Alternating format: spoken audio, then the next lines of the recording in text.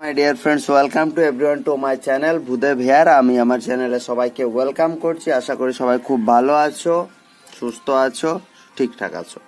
ঠিক আছে, তো আমরা প্যাডাগজিক্যাল কিছু কোয়েশ্চেন্স আলোচনা করছিলাম। আজকে আমরা ইভিএস এর রেসপেক্টে কিছু প্যাডাগজিক্যাল কোয়েশ্চেন্স আলোচনা করব। ঠিক আছে, ইভিএস এর রেসপেক্টে, ইভিএস এর উপর বেশ করে আজকের কোয়েশ্চেনগুলো নেওয়া হয়েছে।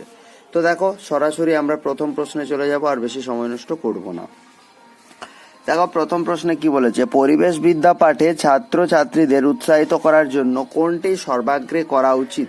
দেখো, কোনটি সর্বাগ্রে করা উচিত তোমার পার্সন টু পার্সন এটা ভ্যারি করতে পারে, বাট যে চারখানা অপশন দেওয়া আছে সেই চারখানা অপশনের মধ্যেই তোমাকে চুজ করতে হবে। তাহলে ছাত্র ছাত্রীদেরকে পরিবেশ বিদ্যা পাঠে উৎসাহিত করতে চাই, তাহলে আমি কোনটা করব। পরিবেশের পাঠ্যপুস্তক কিনতে বলা, দেখো ছাত্রছাত্রীরা এমনিতে বই পড়তে খুব একটা পছন্দ করে না, সুতরাং পাঠ্যপুস্তক কিনতে বললে কি হবে, হয়তো কিনবে, বাট এটাতে খুব বেশি কাজ দেবে না। পরিবেশ বিজ্ঞানীর সান্নিধ্য, এবার প্রত্যেকটা স্টুডেন্টকে পরিবেশ বিজ্ঞানীর সান্নিধ্য আমি কোথায় পাবো, এত বিজ্ঞানী যে স্টুডেন্টদের সাথে সময় কাটাবে সব সময়, পসিবল না। পরিবেশ বিদ্যা কেন পাঠ করব সেটা বোঝানো, নাকি সিলেবাস ঠিক করে ছাত্রছাত্রীদের বোঝানো। দেখো, সিলেবাস ঠিক করে ছাত্রছাত্রীদের বোঝানো, তুমি সিলেবাসটা ছাত্রছাত্রীদেরকে ঠিক করে বোঝালে যে তারা পরিবেশের প্রতি একদম মনোযোগী হয়ে উঠবে তা কিন্তু ঠিক না। কিন্তু পরিবেশ বিদ্যা কেন পাঠ করা দরকার সেটা বোঝানো। আই থিঙ্ক পরিবেশ বিদ্যা, এই যে আমরা অঙ্ক করছি, যদি অঙ্ক করছি এরম করলে অঙ্ক কেউ শিখতে চাইবে না। বাট আমার বাজারে গেলে অঙ্কের দরকার, কেউ আমাকে ঠকালো কিনা, ঠিক আছে, এই জিনিসগুলো বুঝতে গেলে যোগ করা, বিয়োগ করা, 1 কেজির দাম এত টাকা হলে 150 দাম কত, ঠিক আছে, এই টাইপের জিনিসগুলো যদি বুঝতে হয় আমাকে অঙ্ক শিখতে হবে, এবং আমাদের দৈনন্দিন জীবনের সাথে সেগুলো রিলেটেড। তাহলে সে কারণে আমরা অঙ্ক ভালো করে শিখি। তাহলে ঠিক একইভাবে পরিবেশ বিদ্যা কেন পাঠ করব, আমাদের এই পরিবেশ, আমাদের যে এই যে মানুষ আছে, এই মানুষের উপর পরিবেশের কতটা গুরুত্ব আছে, কি রকম প্রভাব আছে, সেটা বুঝতে গেলে পরিবেশ বিদ্যা পাঠ করতে হবে। তাহলে পরিবেশ বিদ্যা পাঠ করার পেছনে আমাদের সমাজের ওপর, পৃথিবীর ওপর পরিবেশের কতটা প্রভাব সেটা আমাদেরকে আলোচনা করে দিতে হবে। তাহলে পরিবেশ বিদ্যা কেন পাঠ করব সেটা বোঝানো দরকার। এইটা বুঝতে গেলে তবে না তারা আমাদের উপর পরিবেশের গুরুত্ব সম্পর্কে বুঝতে পারবে, তার ফলে তারা পরিবেশ বিদ্যা পাঠে উৎসাহিত হবে। যে কোনো জিনিস বুঝতে পারবে ভেতর থেকে, গোড়া থেকে, রুট থেকে, তবে তো সেটার প্রতি সে আগ্রহী হবে, তাই না। নেক্সট, জঙ্গল পরিদর্শন করাতে গিয়ে ছাত্রছাত্রীদের নিচের কোন বিষয় বোঝানো উচিত।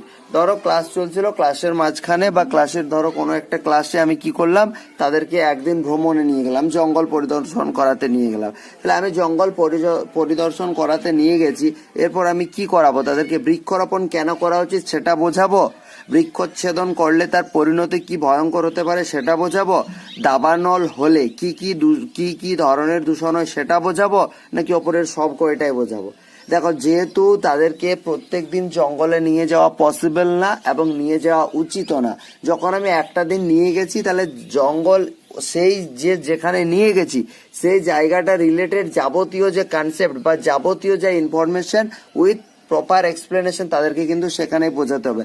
তাহলে জঙ্গলে নিয়ে গেছি, বৃক্ষরোপণ কেন করা উচিত, অবশ্যই এটা প্রাসঙ্গিক ব্যাপার, আমি সেখানে বলতেই পারি।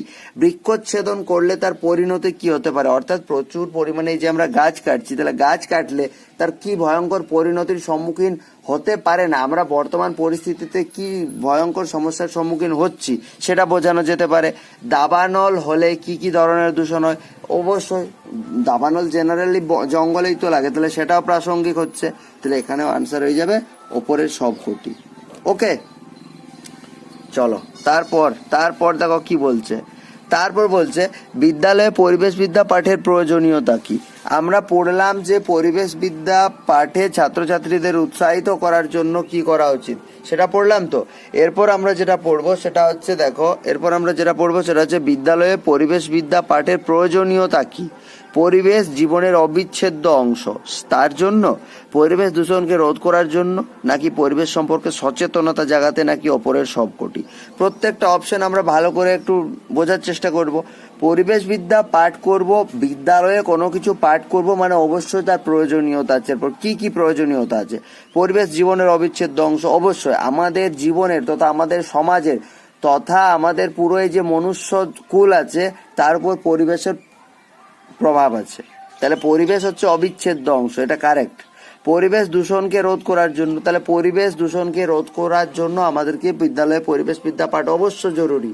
পরিবেশ বিদ্যা পাঠ করলে আমরা জানবো কিভাবে পরিবেশ দূষিত হচ্ছে, এবং কিভাবে দূষিত হচ্ছে সেটা জানলে আমরা কিভাবে পরিবেশ দূষণ প্রতিকার করতে পারবো, কিভাবে সেটা রোধ করতে পারবো তার উপায়ও আমরা জানতে পারবো। পরিবেশ সম্পর্কে সচেতনতা জাগাতে ভাইটাল পয়েন্ট একটা, পরিবেশ সম্পর্কে সচেতনতা জাগাতে স্কুলে পরিবেশ বিদ্যা পড়ানো ভাইটাল পয়েন্ট। তাহলে এখানেও হয়ে যাচ্ছে ওপরের সব কোটি। ঠিক আছে, প্রত্যেকটা অপশন আমরা একদম দেখে দেখে দেখে দেখে তারপর সেটা ঠিক না ভুল বিচার করে করে তারপর আনসার মার্ক করব। নেক্সট, পরিবেশ সুরক্ষার জন্য নিম্নের কোনটা কোনো প্রকার সমস্যা নয়। এটা একটু অন্য টাইপের প্রশ্ন। তোমার নিচে 4খানা অপশনস আছে, ঠিক আছে, নিচে যে 4খানা অপশনস আছে তার মধ্যে পরিবেশ সুরক্ষার জন্য একটা কারণ আছে যেটা কিন্তু প্রাসঙ্গিক না, কোনো প্রকার সমস্যায় নয়। তাহলে পরিবেশ দূষণ হচ্ছে আমরা পরিবেশকে রক্ষা করতে চাইছি, পরিবেশ দূষণ হচ্ছে আমরা পরিবেশকে রক্ষা করতে চাইছি। তো এই নিম্নের কোন পয়েন্টটা, নিম্নে দেখো এখানে 4খানা পয়েন্ট আছে, কোন পয়েন্টটা কোনো যৌক্তিকতা নেই, কোন পয়েন্টটা থাকাও পরিবেশ দূষণ যা হচ্ছে না থাকলেও তাই হবে। দেখো, অত্যধিক হারে জনসংখ্যা বৃদ্ধি, এটা ভাইটাল পয়েন্ট। জনসংখ্যা বৃদ্ধি অত্যধিক হারে হচ্ছে বলেই আমাদের বাসস্থানের বেশি দরকার পড়ছে, খাদ্যের বেশি দরকার পড়ছে, সব কিছুই আমাদের বেশি দরকার পড়ছে, যার ফলে আমরা প্রচুর পরিমাণে গাছ কাটছি, জায়গা বানাচ্ছি এখানে ওখানে। জনসংখ্যা বৃদ্ধি হচ্ছে বলেই ডিমান্ড বাড়ছে, ঠিক আছে। অরণ্য বিনাশ, অবশ্যই অরণ্য বিনাশ হচ্ছে মানুষের। আগে ধরো কথার কথা বাস্তব এক্সাম্পল ধরো, আগে ধরো 100টা মানুষ ছিল, 100টা মানুষের এই জায়গাটার মধ্যে ছিল, তাহলে জঙ্গল কেটে এতটা জায়গা পরিষ্কার করেছিল, বাদ বাকিটা জঙ্গল ছিল। এখন 100 জায়গায় 200টা মানুষ হয়ে গেলো, তাহলে অবশ্যই জঙ্গল কেটে তাদেরকে আবার জায়গা নির্মাণ করতে হবে এই এক্সট্রা এলাকাতে, তবে তো সেই মানুষগুলো থাকতে পারবে। তাহলে অরণ্য বিনাশ। দরিদ্র মানুষের সংখ্যা কমানো, অপরের কোনটি নয়। দেখো, দরিদ্র মানুষের সংখ্যা কমানো, এই যে দরিদ্র মানুষের সংখ্যা, এটার সাথে পরিবেশ সুরক্ষার কোনো সম্পর্ক নেই। তারা বলছে না পরিবেশ সুরক্ষার জন্য নিম্নের কোনটি কোনো প্রকার সমস্যা নয়। এই যে দরিদ্র মানুষের সংখ্যা কমানো, দরিদ্র মানুষ এখন যতটা আছে, ঠিক আছে, দরিদ্র মানুষ এখন যতটা আছে তখন থাকলেও দরিদ্র মানুষের ওই এতটাই থাকবে, কোনো সমস্যা নাই, ঠিক আছে। অর্থাৎ পরিবেশ সুরক্ষার ক্ষেত্রে দরিদ্র মানুষের কোনো সমস্যা নয়। ওকে, নেক্সট চলো। নেক্সট দেখো, প্রাণীদের বেঁচে থাকার জন্য অক্সিজেনের প্রয়োজন, এটি শিক্ষার্থীদের কিভাবে বোঝালে সব থেকে বেশি কার্যকরী হবে। প্রাণীদের বেঁচে থাকার জন্য অক্সিজেনের প্রয়োজনের শিক্ষার্থীদেরকে কিভাবে বোঝালে সব থেকে বেশি কার্যকরী। বই পড়িয়ে, আবার বললাম বই তাদের খুব একটা পছন্দ না, সুতরাং বইয়ের প্রসঙ্গটা বাদ দাও। পরীক্ষাগারে প্রমাণ করে, শ্রেণীতে বক্তৃতা দিয়ে, বাড়ি থেকে মুখস্থ করতে বল।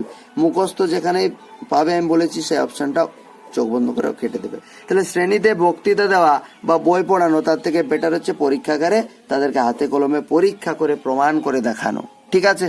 নেক্সট, সামাজিক পরিবেশ সম্পর্কে ছাত্রছাত্রীদের নিম্নের কোন বিষয়ে শিক্ষা দেওয়া হয়।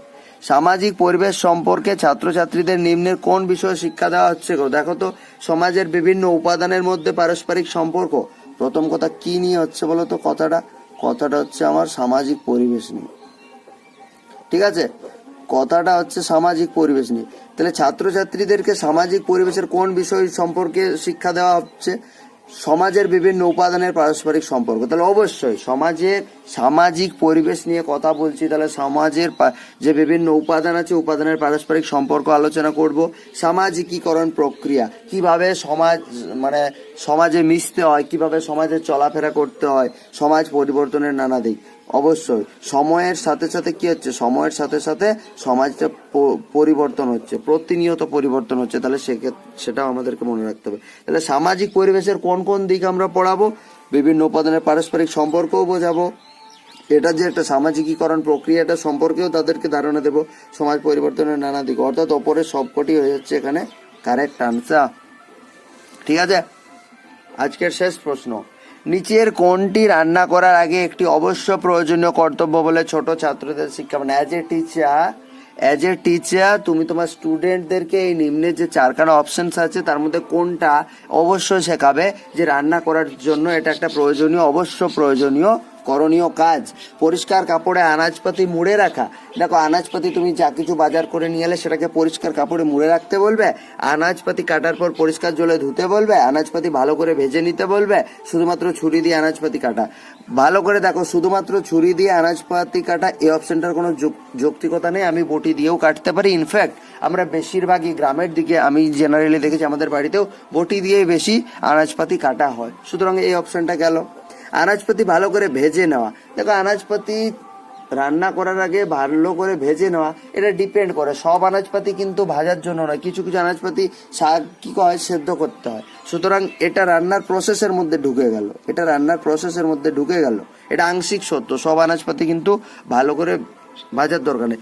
বাট এটা রান্না করার জন্য একটা অবশ্য প্রয়োজনীয় পালনীয় কর্তব্য সেটা হচ্ছে পরিষ্কার কাপড়ে মুড়ে রাখারও এটা অযৌক্তিক লাগছে, আনাজপাতি কাটার পর পরিষ্কার জলে ধোয়া, এটা হচ্ছে কারেক্ট অ্যান্সার। আনাজপাতি কাটার পর পরিষ্কার জলে ভালো করে একটু ভিজতে দিলে কি হবে, তার মধ্যে যে সমস্ত কেমিক্যালস তার উপর প্রয়োগ করা হয়েছে সেটা জলে দ্রবীভূত হয়ে যাবে, তাহলে তুমি যেটা খাবে তার মধ্যে কম কেমিক্যালস থাকবে, একদম জিরো কেমিক্যাল থাকবে তা বলছি না, যতটা ছিল তার থেকে কমে যাবে। ওকে, তাহলে আজকে এ পর্যন্ত ছিল, আশা করি সবাইকে বোঝাতে পারলাম, ভিডিওটা খুব ভালো লাগলো আশা করছি সবাই, অ্যান্ড ভালো লাগলে অবশ্যই চ্যানেলটা সাবস্ক্রাইব করবে, ভিডিওটা শেয়ার করে দেবে, লাইক করে দেবে, অ্যান্ড প্রয়োজনীয় মানুষদের কাছে ভিডিও পত্রগুলো আবার বলছি শেয়ার করে দেবে। অ্যান্ড থ্যাংক ইউ, আজকে পর্যন্ত, দেখা হচ্ছে আবার পরের ভিডিওতে।